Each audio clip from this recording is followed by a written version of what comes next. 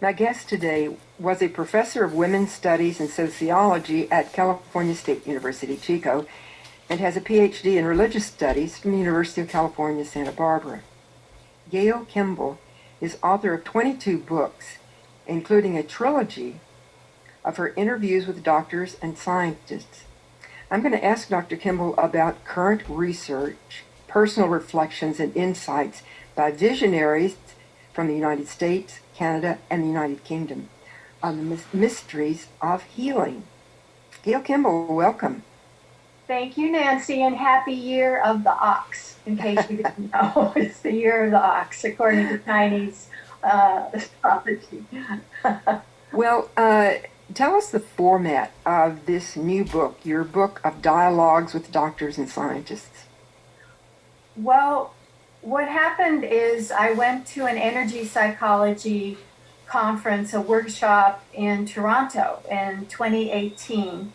And there were these incredible physicians and PhD scientists talking about doing healing from a distance and dreams to tell the dreamer that they had breast cancer or that kind of thing. And it's so unusual to have mystics with PhDs and MDs. I was so curious to talk to them. And I could identify having a PhD and doing, chakra balancing, clairvoyant readings, and that kind of thing, that one is considered an oddball.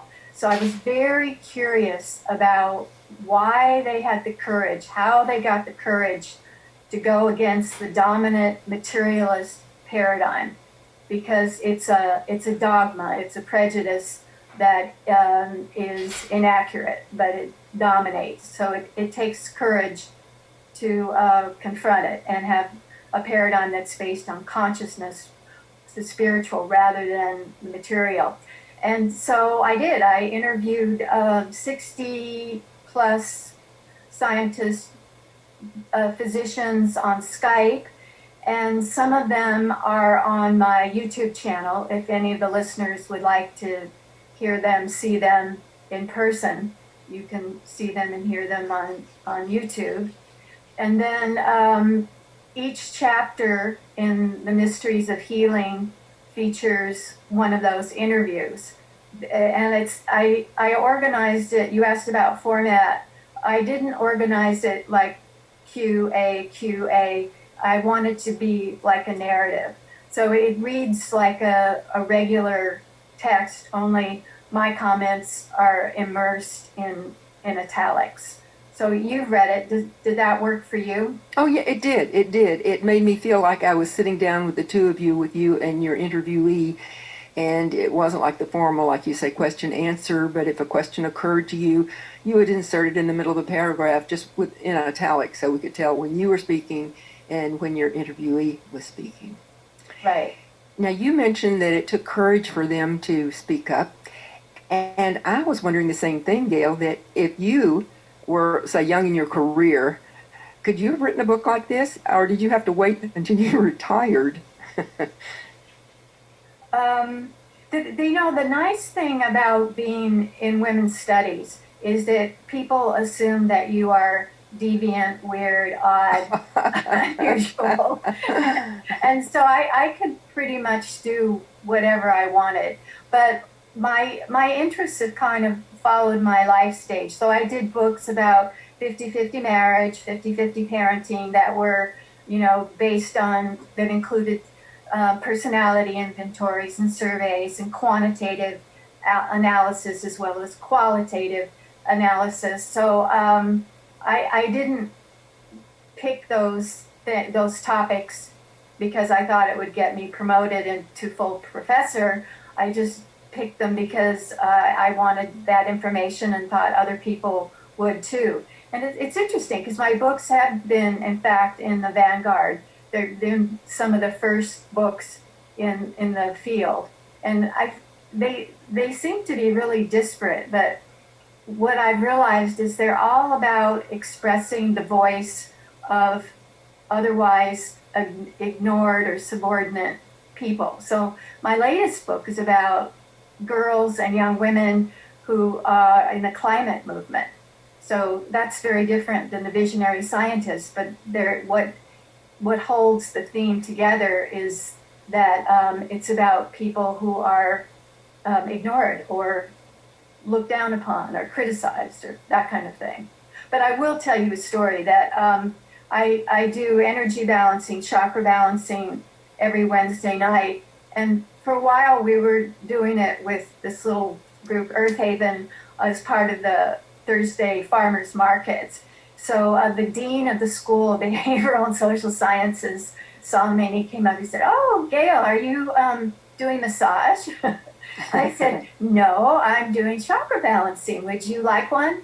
And he said, "No, thank you," and walked off. So I think I could get away with doing unusual things because of doing women's studies, which is not a traditional discipline.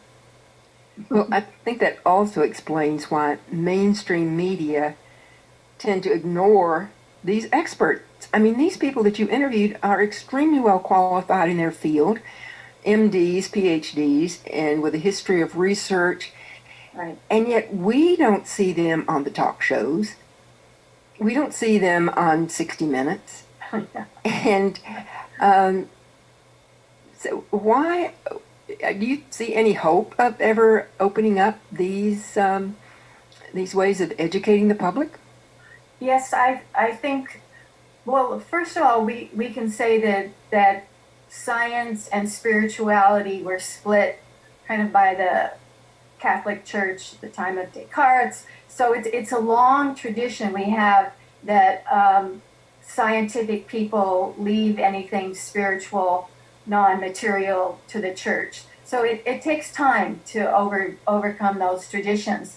But I think an example of how things are changing is that almost every medical school, including Ivy League medical schools like Harvard, have integrated medicine courses or sections where they teach medical students.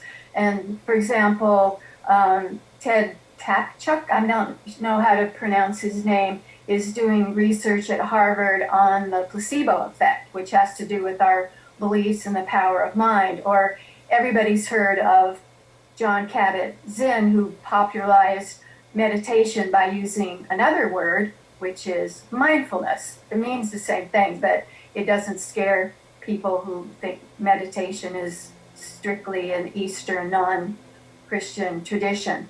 So yes, things are changing. People in the medical field realize that partly because of the placebo effect is so powerful, that our beliefs and our emotions are very powerful in our health practices.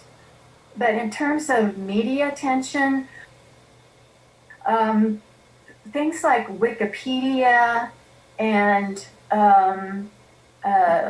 the TED radio, the TED shows that are on the internet, they are really discriminatory.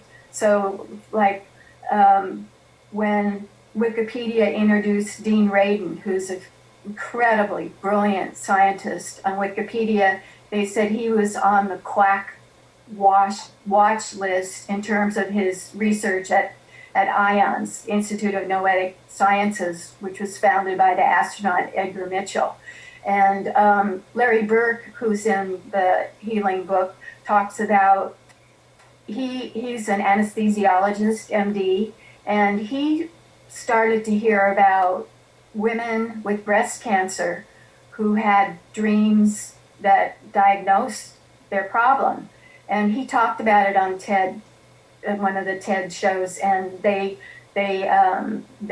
censored it. And they said, you know, this is very suspect. And other people that I've interviewed have had similar experience. So it's not just that they're ignored, it's that if they're featured in any way, they're met with a lot of criticism and skepticism. My guest is Gayle Kimball, and she has written a trilogy, Mysteries of Healing. Today I'm asking her about dialogues with doctors and scientists that she has written about. And one thing that I've noticed, you were saying things are changing a bit in the medical schools, is that when I was younger, I don't remember very often going in to see a doctor about pain, but I was never asked, what is your pain level? And I notice nowadays you go in and one of the first questions as they're taking your blood pressure and your pulse, they say, what is your pain level? And so they are, this is subjective now. This is the patient's reporting. This is not measuring the blood pressure with an instrument or counting the pulse, but actually asking the patient for a subjective a question where they answer subjectively. On a scale of 1 to 10, doctor, here's my pain level.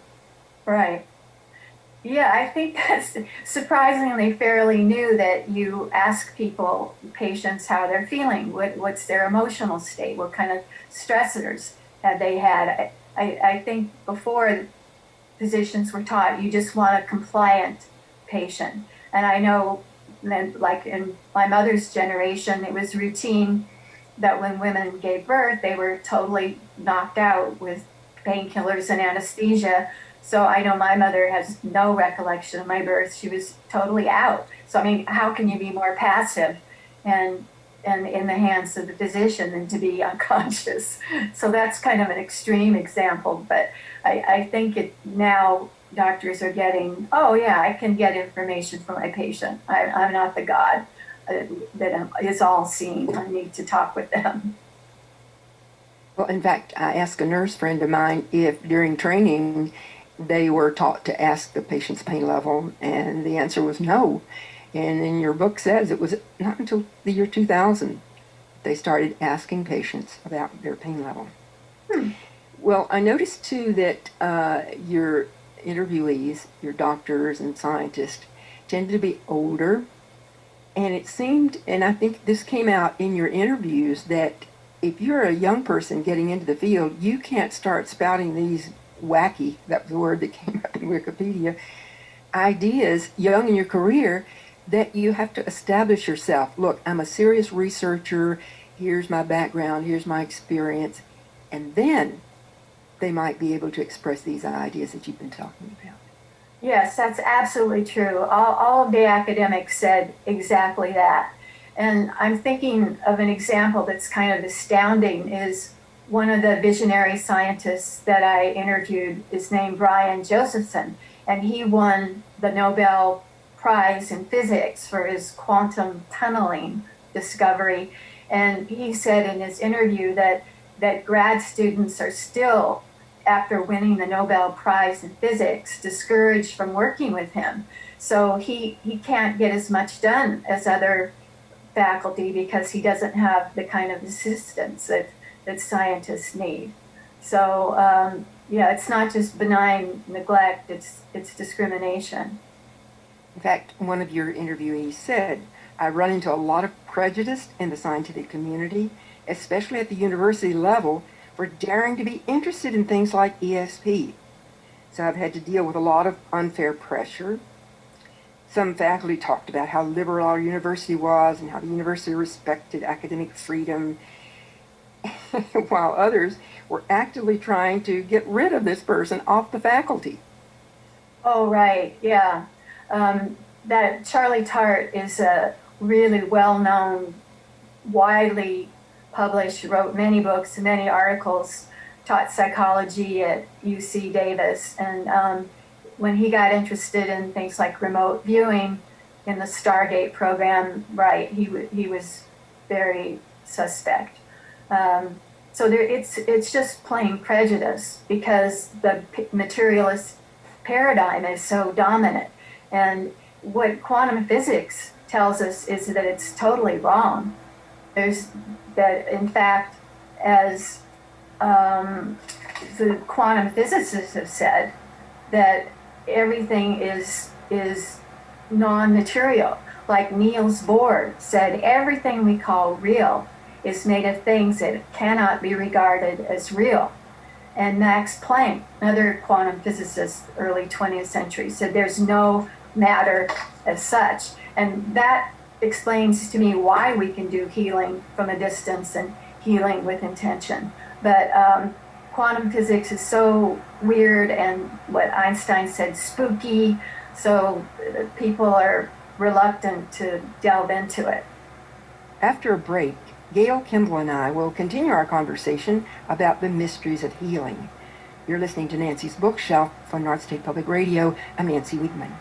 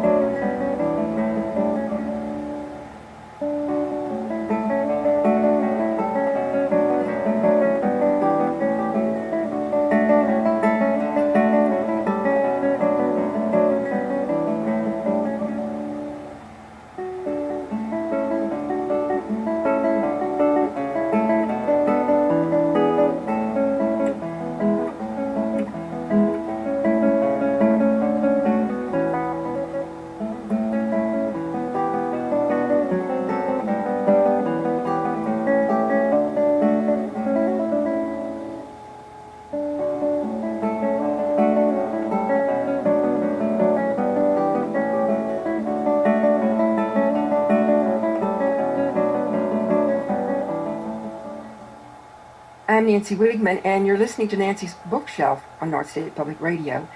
I'm back with my guest, Professor Gayle Kimball. She interviewed doctors and scientists for her trilogy, Mysteries of Healing. Well, another thing that might have made people think, gosh, Gayle, this is not very scientific, is that you start off most of your interviews with asking the person their astrological sign or the Enneagram and what number they are. And so what did you encounter when you would ask somebody, well, what's your sign? I did the same thing with my climate girls.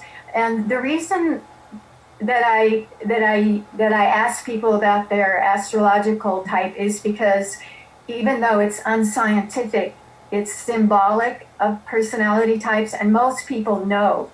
So I found almost everybody says, oh yeah, I'm a Gemini, I'm a whatever, and yes, I'm like that, or no, I'm not. So it was just a convenient way and a quick way to get a handle, a look into their personality structures.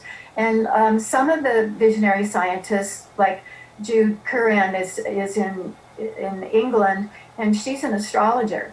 So some of them know, or there's a physician named Dr. Gibson, and he used astrology he could look at someone's birth chart and look for tendencies to have mental health issues. So he found it a useful tool. So most of them pride themselves on being curious and open-minded. So they weren't dismissive. Some just didn't know very much about it, and some thought it was a very useful tool. My guest is Gayle Kimball, and one of her newest books, a trilogy, Mysteries of Healing, and we're talking about today her book on dialogues with doctors and scientists. And we were saying that things like here in the States, we don't want to ask anybody's sign if we are serious, say in a news reporter. But you say in Russia, they include information about space weather as part of their news reports because they're ahead of us in knowing that the magnetic or energetic environment we live in affects us.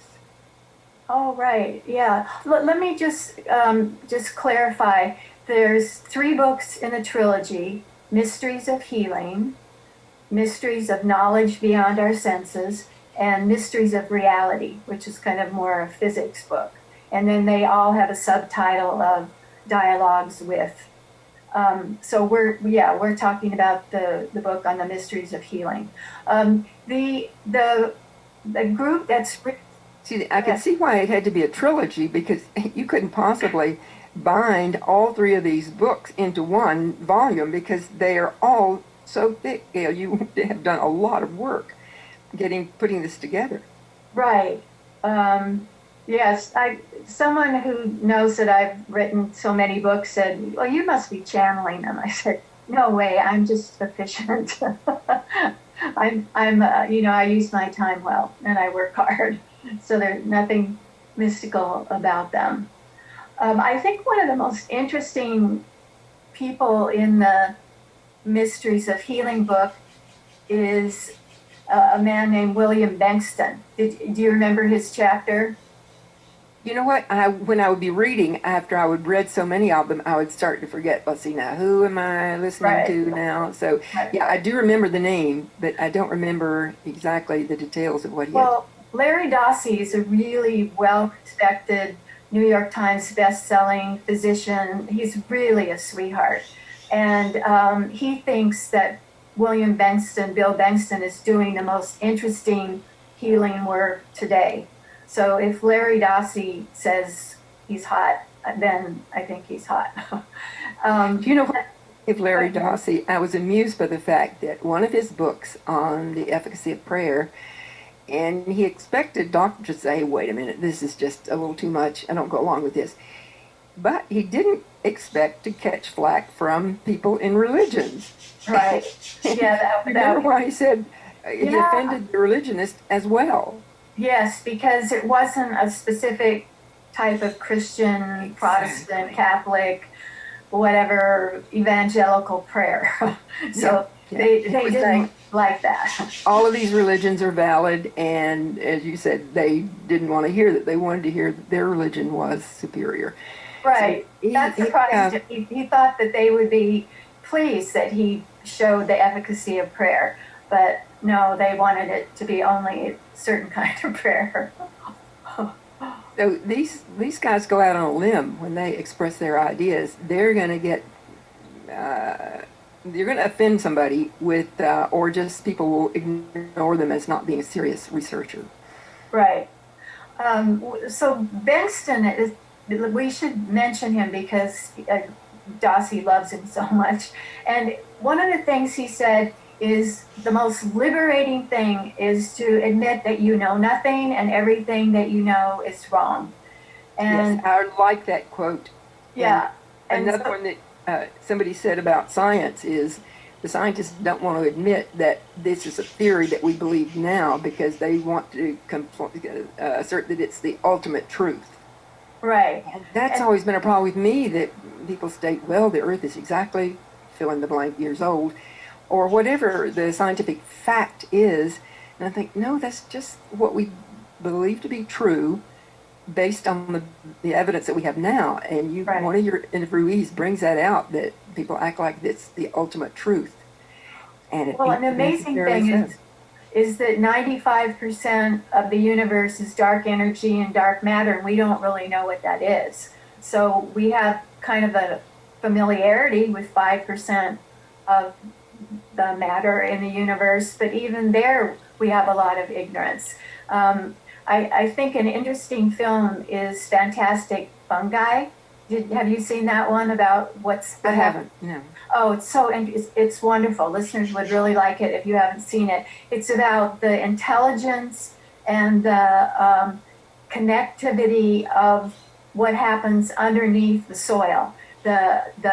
All the fungi and the tree roots and how they communicate and how they solve problems and help each other and that kind of thing. So even in the little 5% that we think we know about, we still don't know a lot. Or, people say most of our DNA is called junk DNA because they don't really know what it does. So I think Bengston's point is that we need to be humble about the fact that we know so little. And then if we're humble, then that opens us up to ask questions that can change the materialist paradigm that says what we do in medicine is give you pharmaceuticals and surgery. And, there's a whole lot more than that that's left out because of the materialist paradigm. My guest is Gayle Kimball, and we're discussing her book, which is one of a trilogy, Mysteries of Healing, Dialogues with Doctors and Scientists. And there's a word that I hadn't come across, but I thought, yeah, okay, that's a word to label what I just referred to about these final truths. Sociologists call it scientism, when current theories of science are treated as if they are final truths. So now we have a label for it, scientism. Josephson, the physics winner, he calls it science by consensus. So if everybody thinks that dark energy is da da da, then it must be. But that, as you say, that's not based on fact. It's based on what we think we know, but it changes. And physics is always changing with new understanding, so new research. So yeah, we need to be humble. Speaking of being careful with terminology, there's a sports journalist who wrote a book, and she had studied how teens, there's a group energy. That's what it's referred to in your book. A group energy can be huge. And I had ran into trouble with her publishers as what do I call this group energy? Because she couldn't call it group energy. And so she called it team chemistry. And that was okay then if she called it team chemistry. And I was amused often in your book that people would say, hey, yeah, you can't say that. And then all you just change the terminology a little bit. Oh, well, in that case, it's okay. Right. Instead of saying aura, they say biofield. And that makes it okay. So we study the biofield, not the aura. Or John Kabat-Zinn could not say, here's an idea I got from the Buddhist, but if he calls it mindfulness stress reduction, then hospitals say, yeah, let's offer that. Absolutely. So what Bankston did that's so interesting is he takes, and he's a university professor, he does research methodology, and he takes mice and he injects the poor little things with breast cancer. And if of course I remember him now because he's the very first, he has a PhD, the very first interviewee was William Bankston. Yeah. And I was surprised at some of what you included in your chapter about William Bankston. Yeah, excuse me, go ahead, Gayle. Oh yeah, it's so fascinating. So what he does is he injects the mice and then he recruits skeptical healers. He doesn't want anybody who thinks they're a healer or is a true believer that in mind over matter or anything. He wants skeptics. And then he has them put their hands over the cages of the mice with breast cancer. And what happens is they live their normal 2-year lifespan, whereas the untreated mice die within 27 days. So Bankston, people will really enjoy seeing his YouTube channel because he's so unwilling to say anything is the truth. But the technique that he uses when he trains healers is to cycle future wishes. So you make, and he has CDs and stuff that can teach people how to do this. You make a list of 20 things that you want that you don't have, and then you just cycle it. So he said when we were doing the interview, he was just automatically cycling his list of 20 or so things that he wanted, doesn't have. And so I pressed him on it, and he said he thinks what's happening is you're projecting into the future, providing some kind of information field that the mice can tap into, and they're healed through the frequency of this future focus. And then if that isn't far out enough, he is doing research where he records the frequency of the healers doing their work on the mice. And he is planning to allow that kind of recording to be used wherever to heal cancer or whatever the illness is, so just through the frequency. And he found that he put 167 cancer cells next to the speakers that were radiating this healing frequency and saw 68 gene changes in the cancer cells. So this is really far out medicine of the future, will be healed by frequencies. And an interesting thing about him too is he found they can take things away, like plaque from Alzheimer's or cancer cells, but they can't add. Like if someone has Parkinson's disease, they have a dopamine deficiency, and they can't correct that. They can't add the dopamine. They can subtract the plaque or the cancer cells, which I thought was interesting. Yeah, we might remind listeners who the name of this person who does the research on mice, in case they want to study up on him, and his name is William Bingston. And his degree is a PhD doing the research. Right. And so he studied healing with hands and frequencies. And you have probably more men in your chapter, but one of the women who studied meditation, and you asked her what kind of meditation she studied, and she went to an ashram. And you say, in the course of that, when she says, we also went to the Sri Aurobindo Auroville ashram in Pondicherry, and you say, I was there when people from around the world were building it. And I have a good friend who did that very thing. He was there helping build that ashram. So I was wondering if you were there like around 1976?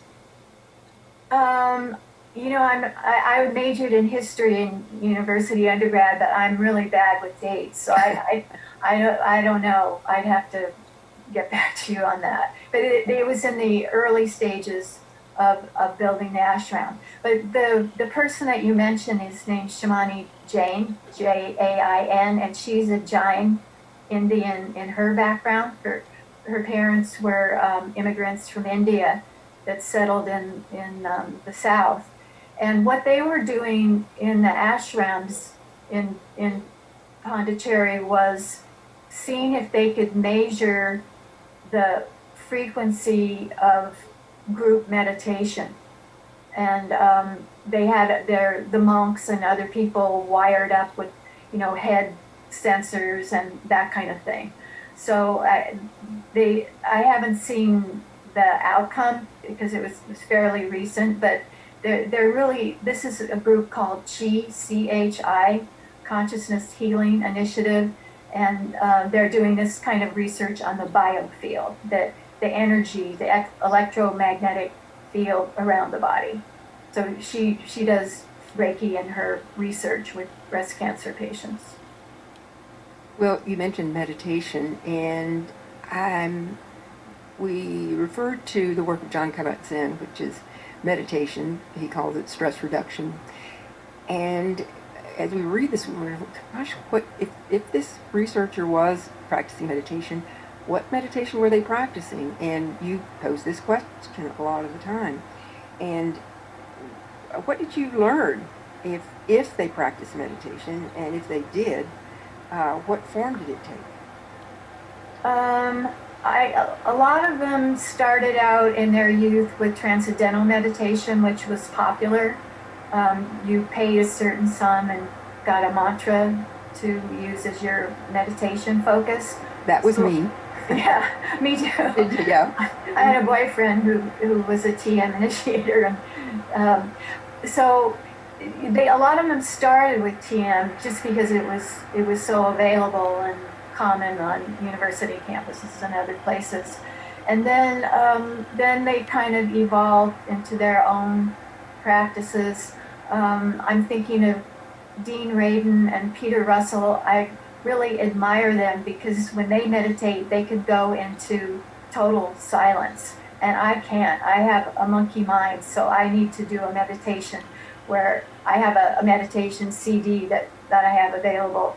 And I like my meditation practice because you have to think, bring earth energy up, bring cosmic energy down, work on this chakra, that. So my mind is occupied, but like I say, I have deep respect for people like Radin and Russell who can transcend the monkey mind and go into the depth of stillness.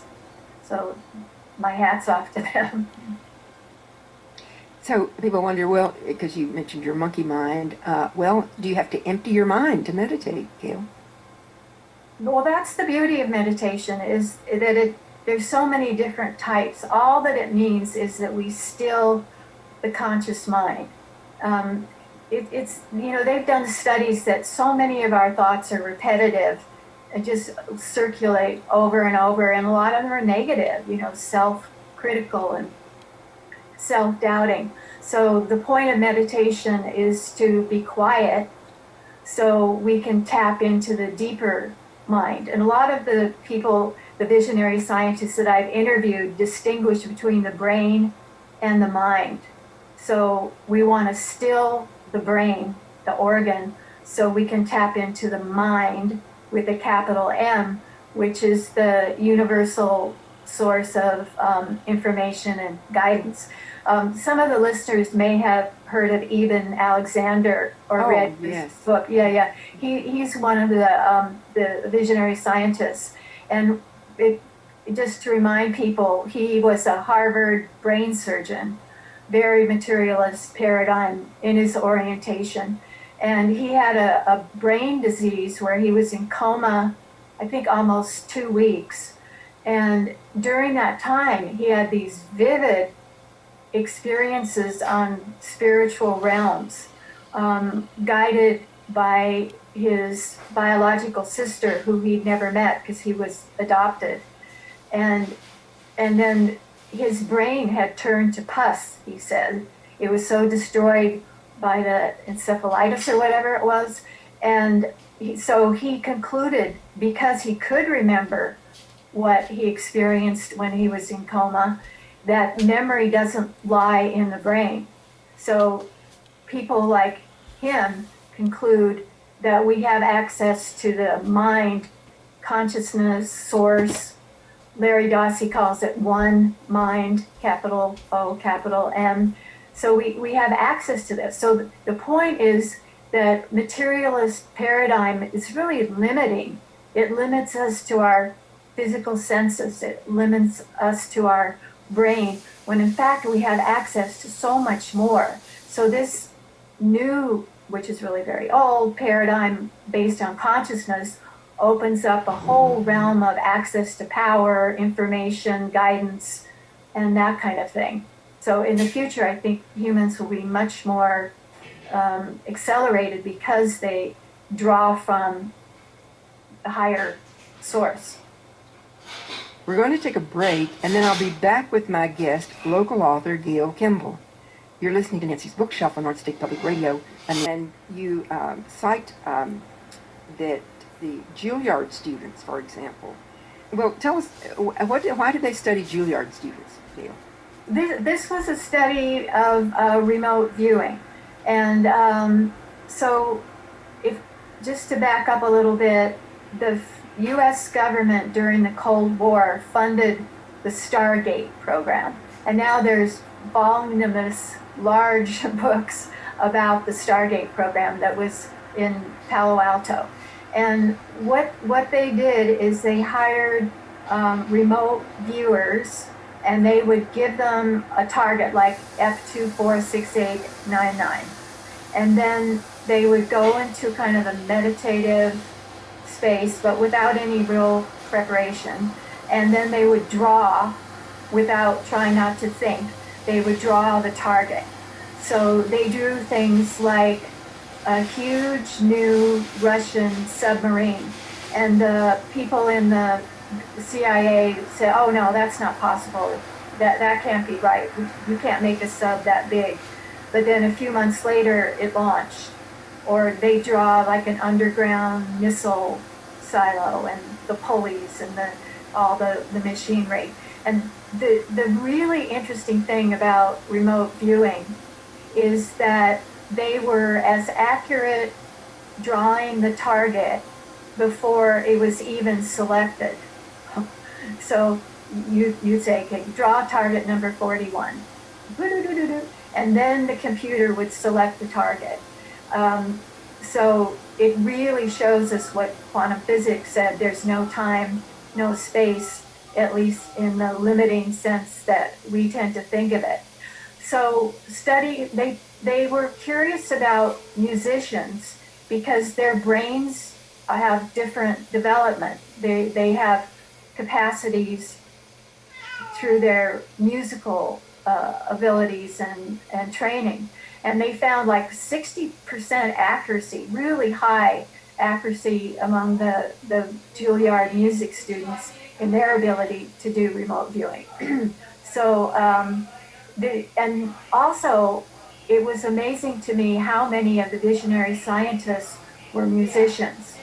Like Dean Radin, who I've mentioned, was a professional violinist, and Marjorie Walcott majored in music, and so there were a lot of the scientists who were really skilled musicians or singers or that kind of thing. And I think it's simply because music uses the right hemisphere of the brain, whereas when you're doing this kind of psi extraordinary consciousness work, it's whole brain, not just left brain analytical linear. So I think music opens up the right brain, and that's why we see a pattern of musicians. Excuse me, let me interrupt to spell that word you just used, PSI, psi. Right. And they found that these psi abilities, another way of making it sound more scientific, I think, that the classically trained musicians, the Juilliard students had an overall rating success rate. The classically trained musicians had an even higher success rate. And you say in your book, you're quoting, it was really inspiring to look at how creativity and the performing arts may correlate with psi abilities. And I find that's interesting. It might encourage people to pick up that old clarinet that they put aside for years Or ago. learn to play the recorder, which is pretty simple and cheap. Yeah. Well, now, people might be wondering, Gail, because Michael Pollan wrote a whole book on this. Michael Pollan wrote a book in 2018, How to Change Your Mind, about using psychedelics to deal with anxiety and depression. And I thought it was interesting that it goes back, you include this in your book, the Viking raiders in the 10th century took a psychedelic mushroom, Amanita muscaria, just before their raiding ships landed on the coast of England, so they felt no pain and experienced enhanced perception and strength. They slaughtered people in England, robbed their stuff, and tried to get back on the ships before the drug effects wore off. Right. The Vikings could collapse from exhaustion as the drug wore off and be easily killed. Raiding was their culture. And that reminds me that one of the researchers in remote viewing said, oh my gosh, I'm accepting funding for this research by the military, and I don't want to support that. And then he changed his thinking. And how did he decide to look at that, Gail? Do you remember? I think it had to do with prevention. If people know what's going to happen or what the other person is doing, they might not do it. So having information out there is better than secrecy. Yeah, that was what he decided, that, yeah, I'm taking funding from the military and the government, but if I can prevent war, because this information, each side will say, oh, well, we can't declare war on them, we won't be able to surprise them. And this element of surprise is part of going to war on your enemy. And if we can't surprise them, then maybe we just won't declare war or go to war. That would be great. I think that the idea is that there's so many different modalities. Some of the scientists are working with electromagnetic, low level electromagnetic fields, like David Mesham, and some people are working just with intention, like people who use Reiki. Some use just the intention, some do hands-on. Some people, like the Heart Math Institute, are working with the electromagnetic field of the heart, exercises to get it coherent and to work harmoniously with the electromagnetic field of the earth. Or like Judith Swack works with energy psychology, muscle testing, meridians, working with tapping kind of stuff that a lot of people probably know about, like emotional freedom technique. There's so many different paths up the mountain, but they all involve realizing that there's mind over matter, there isn't just matter. Well, I mentioned questions that you typically ask each scientist and doctor, their zodiac sign, But you also, as you concluded each interview, you asked them whether they were optimistic or pessimistic when they think about the autocrats around the world and climate change. And I think it's surprising that one of your interviewees said that we talk about the 20th century as the bloodiest century in history with its wars, but when he went back and found the statistics, the 20th century was the most peaceful century we have records for. The percentage of people murdered or killed in war was way down. And so I was surprised how many of your interviewees said they were optimistic. When you asked this question, are you optimistic or pessimistic when you think about the climate change and the situation around the world? And so many of them were optimistic. I think it's because they're part of this consciousness movement. I want to call it new because it's new in our times, but it has roots in Hinduism and Buddhism that are millennia old, and ancient Greek idealism, the philosophy. So it's not really a new paradigm, but it's new in terms of our understanding. And so it's very exciting to be part of this growing awareness of a birth of a new understanding. And then some of them just said, well, the earth will survive. Humans may not, but the earth will still be around. So some of them were pessimistic, but I think most of them saw kind of a growing spiritual understanding around the planet. And my hope is that part of the kind of change in consciousness is the shadow, as Carl Jung called it, has to come to the surface. And I think that's the contribution that Trump and his administration have made. They've revealed the shadow of racism and sexism and jingoism and all that inequality and hubris and lying and lack of integrity. So they brought that all up to the surface. And my optimistic hope is that's healing. It allows us to see those shadow selves and change them and move towards a more altruistic kind of society.